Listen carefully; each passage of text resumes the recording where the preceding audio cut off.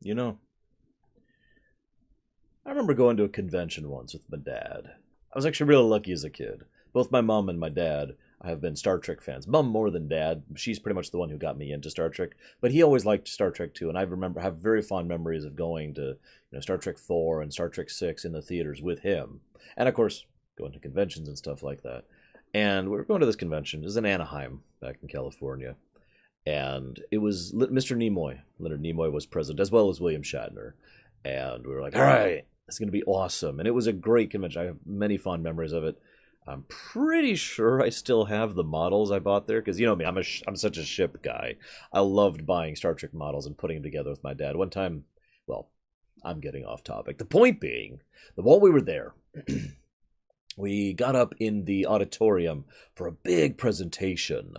Now, this was the first time I had ever heard about this. They were talking about how they were going to do this brand new Star Trek show. Now, this was a decent amount of time before it actually came out. Again, there was probably some other marketing prior to this, but this was the first I'd heard of it. And it was all over the place at the convention. They're going to sit down and they're going to talk about the new Star Trek show. And I'm like, yes, I can't wait. I cannot wait to hear what they're going. I was a huge, huge fan of TNG, and I loved what they were doing with the movies at this time. And I was like, yes, I'm ready. I'm ready. We get up there and the things, and I remember sitting there with Dad. I'm kind of a ship guy, right? We're sitting there talking, and he and I are talking back and forth. What kind of ship do you think it'll be? Like, will it be another Enterprise? If it's set in the same time, it can't be another Enterprise. But maybe it's set like in the future, like it's the next generation or something. Maybe they'll be doing something like that. I don't know. And we were so excited to learn about it. And they talked about the characters. Odo was mentioned right at the beginning. Shapeshifter doesn't know where he's from. They mentioned how a Bajoran was going to be involved again, which was big news. At the time, it was being postulated because this is still when I suddenly can't think of her name. The actress who plays Rolaren. Forgive me. I literally don't have internet right now, so I can't actually look that up. But I'm recording this during the Hurricane Irma situation. I figured I'd use my time while I have no internet and nothing else really to do to get some recording done. Anyways, so if you hear some loud noises, that's why. But yeah, so woman who played Rolaren was going to be playing Kira, or rather, was going to be playing Rolaren on the show. And there was all sorts of stuff, and I'm like, yes, this all sounds awesome. I'm looking forward to it, and it'll be on a space station called Deep Space Nine. What? You're gonna do a Star Trek show on a space station? That's stupid. Why would you? Why would you do a thing? I mean, it's Star Trek. It has to be on a ship. It has to be going somewhere, right? Yeah, I was one of those kids. This It's funny. I've got at least three major examples in my life where I was like, "Oh my god, that'll never work," and I was completely wrong. The others being Super Mario RPG and Metroid Prime, if anybody's curious. So yeah, obviously I have eaten my crow on that particular sentence because I love Deep Space Nine. I have ever since I really started getting into it. But I have to admit, I didn't actually watch all of Deep Space Nine as it was coming out.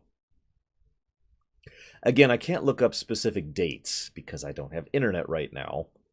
But when DS9 came out, season 1 came out, I remember watching it, and I remember the exact episode I stopped watching it.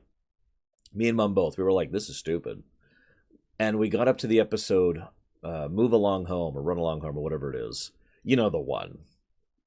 And we quit. We said, nope, this is dumb. Moved on. Then Worf came into the show. It was after TNG had ended, and I believe Voyager had started at this point.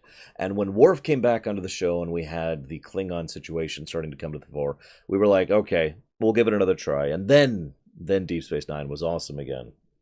But I shouldn't say again. It was always awesome. Season 1 of DS9 is rough. But we'll talk about that when we go through on an episode-by-episode basis. What I want to talk about now is the show in an aggregate. That's what the whole point of these intro videos is. I did this for Voyager as well.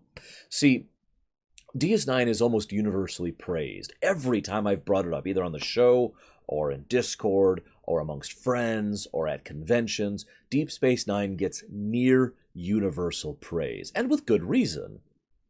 But I think at least part of that is because we tend to forget how facepalming Deep Space Nine could be, because it could be very facepalming. There was a lot of really stuff with Deep Space Nine. And I also feel like eh, I'm not saying Deep Space Nine's bad. Quite the contrary. I love Deep Space Nine. It is effectively tied with TNG for my personal favorite Star Trek. And it'll be a real treat. I'm really looking forward to going through this show again with you guys and with TNG over on Mondays. But sitting down and really looking at the show, knowing what I know now behind the scenes makes a lot of things make more sense.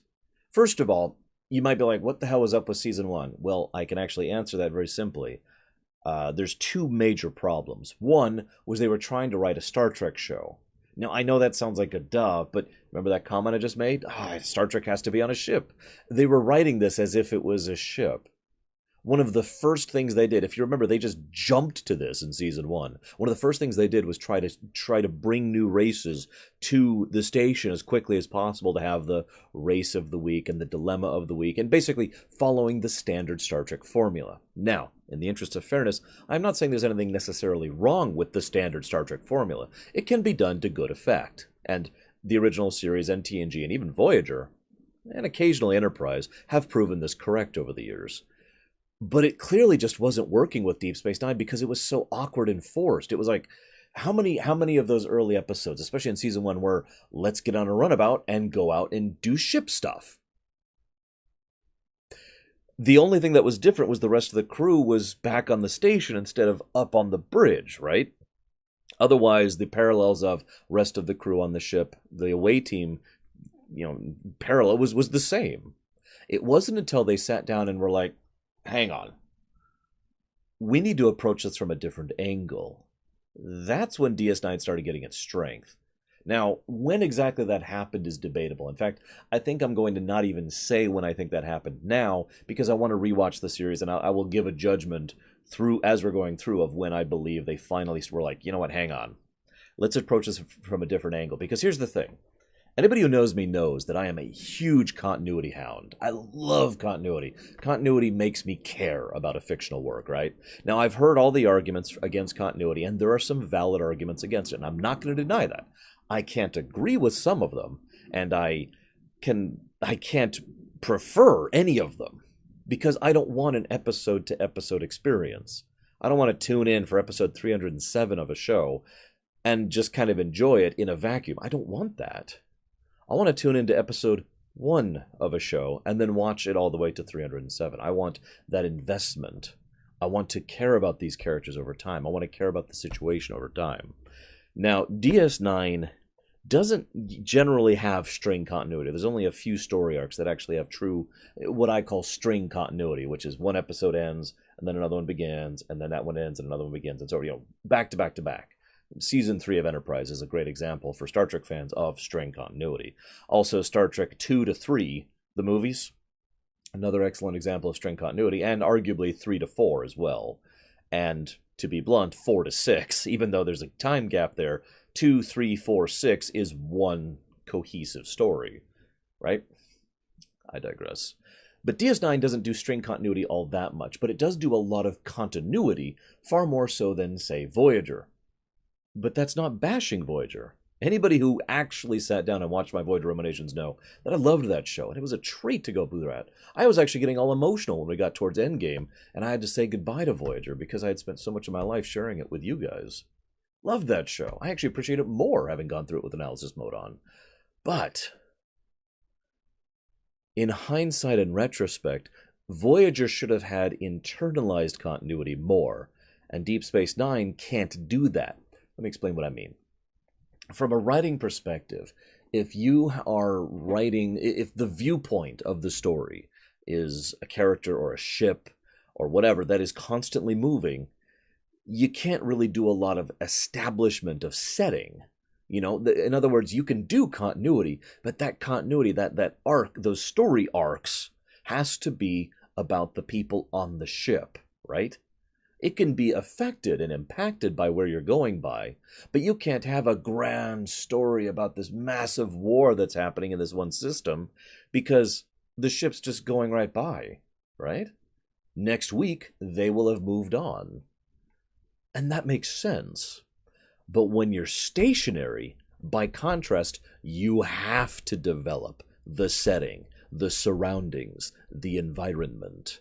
And that's why so much of Deep Space Nine has helped to develop the, for lack of a better term, world of Star Trek more. I sometimes am amused and amazed to think of how much of Star Trek mythos or canon or setting or culture has been developed by this one show. I mean, yes, we've had Klingons since the original series, but we have had so much more insight into Klingons and their culture and their politics and where their society is going, all this stuff in DS9 than arguably anywhere else. And of course, this is just going with the non-obvious answers.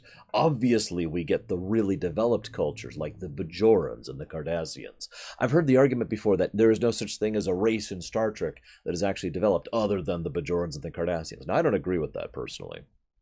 But I do agree that Deep Space Nine as a whole really pushed that idea of fleshing out way more than the other Star Treks did. And with good cause. Because they had to. They were stationary. That's the point of a station. I mean, right? Even the Federation got more fleshed out in Deep Space Nine. And I'm not even talking about the obvious stuff with Section 31? God, I can never remember the number of those people. You know, Sloan, right? Even that stuff. I'm not even talking about that stuff. How much more did we learn about the military side of the Federation? How much more did we learn about their policy on genetic tampering and what to do with the so-called supermen? How much more did we learn about how the Federation politically approaches tragedies or dark situations, like with the Maquis, or, to be blunt, the Bajoran occupation itself? Remember, one of the biggest things they were struggling with early on in universe was how much the Bajorans also didn't like the Federation. And with good cause. Even ignoring the fact that the Federation was trying to help now, they certainly weren't before. All they were doing was really pushing political pressure. And the best part is, in universe, it's most likely that the events of Chain of Command over in TNG is what led to the end of the Bajoran occupation. But the reason I find that funny is because that was never intended from the writer's perspective. Because after all, it was originally intended for Deep Space Nine to be in Chains of Command. But the show got delayed and there were issues. I'll talk about that more when we get there in like 3 years. Point being, the Federation applied passive, distanced political pressure to try and end the occupation. And it could be argued that the Bajorans themselves were more successful, is the word I want to use, in actually ending the occupation than anyone else was. And they were occupied for like 7 decades or some absolutely insane amount of time like that. I forget the exact number. And again, I can't look anything up. Normally I would have some notes here. No internet, hurricane. Point being that we get to see more about the Federation, the Bajorans, the Cardassians, the Ferengi. DS9 is the only show in which the Ferengi are not a joke. How's that for a weird thought? Now, yes, the Ferengi are still used as a joke here, absolutely. But look at Quark, especially later Quark, and tell me he is a joke character. I don't mean that he's funny. I mean that he is a joke, that he was written in and it's, oh, whatever. He's the kind of character you scoff at, right?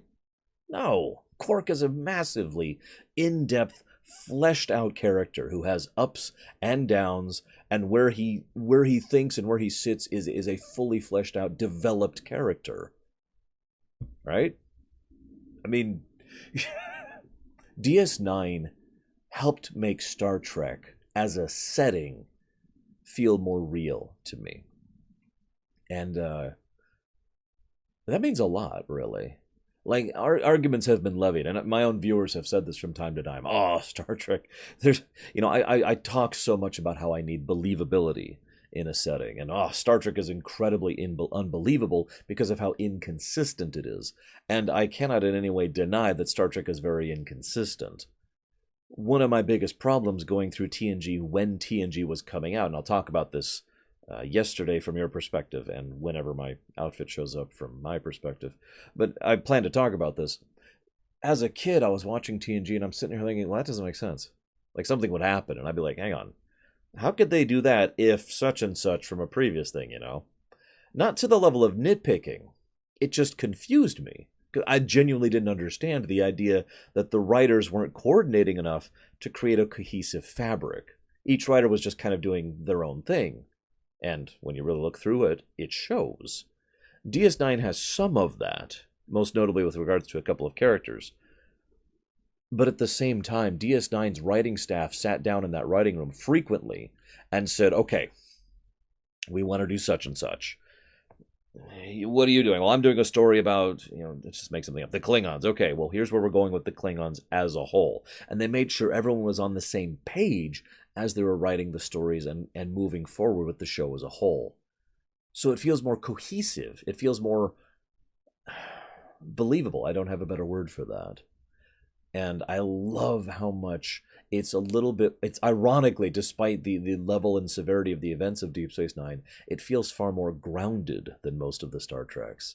The fact that they're on this station, which barely functions, was a stroke of genius on behalf of the writers' part that I don't think they even intended. Now, we know, thanks to very recent interviews, this month, an interview came out with Ronald D. Moore about working on TNG and Deep Space Nine. And so what he mentioned in the course of, I'm going to summarize this a little bit, is that one of the biggest obstacles for writing for Star Trek was trying to find a way to not make the villains, it's basically trying to introduce conflict when you have people on such an insanely advanced ship. This is something I've talked about many times over on Voyager and other works. When your protagonists have teleporters and replicators and phasers and photon torpedoes and warp speed and all of the tools they have access to, creating a believable dilemma to that for them to solve is difficult without going too far into why is this a problem. In other words, pulling the thing where you don't actually understand. That's loud. You could probably hear that. I got the sound muffler on. Trying to make it so that you can actually believe that this is a threat, and you're not like, why are they losing to these pathetic people? This is ridiculous. I can't think of any names of episodes, but there's an episode of TNG and an episode of Voyager which both do this, where in the TNG episode there's a guy who's been reprogrammed through drugs and psychotherapy to be this mega soldier, and he just beats the Enterprise crew. And it's stupid. It is ridiculous and unbelievable how he does it, because he just kind of wins against every bit of technology they throw at him. And in Voyager, there's a planet-bound race that does not have access to space travel, which effectively defeats Voyager and threatens them with their ground-based cannons. I mean, in both cases, I'm sitting here like, really? So that's the one end of the extreme. The other end of the extreme is, of course, going into total nonsense in the opposite direction, right? I mean, I'm not going to give any more examples. I've been rambling too long. The point being, when you have access to all of this high technology, creating a believable dilemma for your protagonist is a difficult task. So they give them Deep Space Nine, a Cardassian station with Federation tech basically shoved into it here and there. And obviously that became less and less a problem as the show went on, but that's fine, because it helped to establish that they don't just have all of the tools available. They can't just replicate new things. They can't just teleport here or scan this or bring this in, because it's either not working correctly or it doesn't work as well enough, or they literally don't have the supplies to get it running. They don't have enough self-sealing stem bolts, for God's sakes, And I like that. It made Deep Space Nine feel like the frontier a lot more than other actual frontier shows did, because they had to make do with what they had in universe and out. And there's two more things I want to talk about before I shut up about how awesome this show is in an aggregate. The first thing I want to talk about is that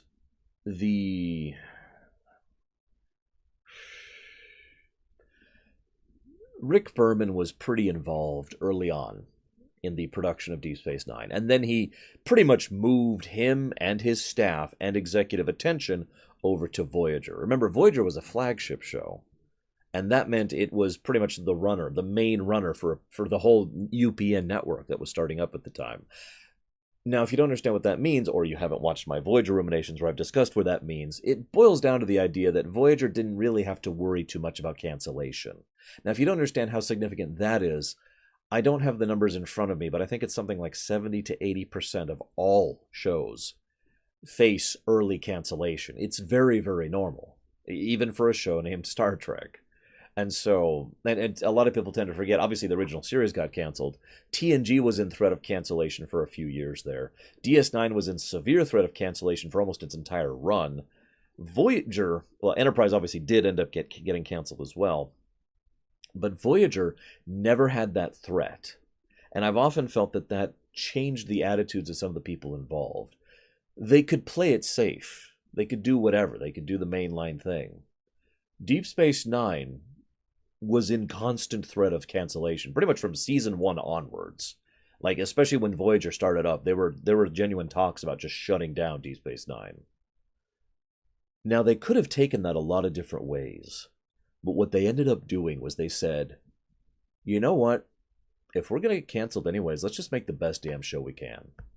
And they really pushed the envelope in ways they otherwise couldn't get away with. And they really tried new things in ways that they otherwise couldn't get away with.